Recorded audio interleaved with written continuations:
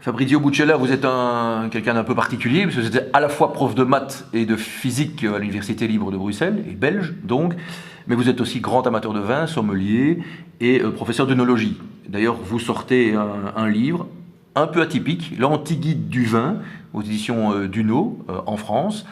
L'idée, c'est sans doute de démystifier un peu tous les mystères du vin.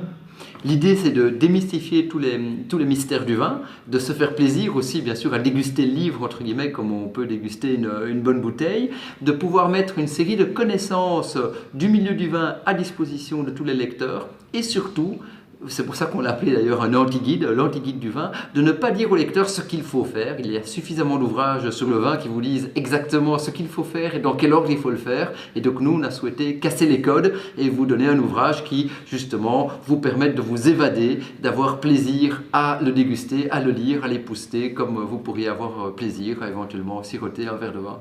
On arrive dans une période de terrasse, de barbecue, donc les gens vont sans doute déboucher quelques bonnes bouteilles entre amis ou voire même tout seul.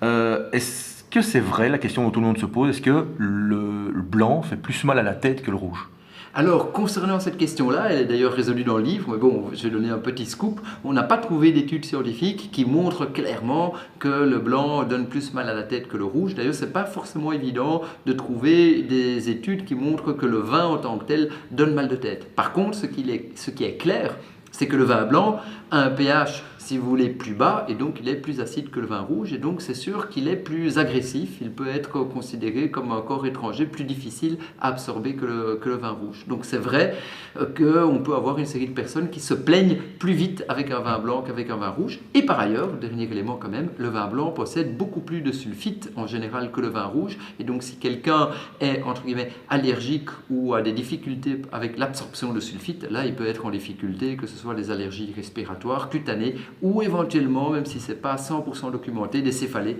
donc des maux de tête.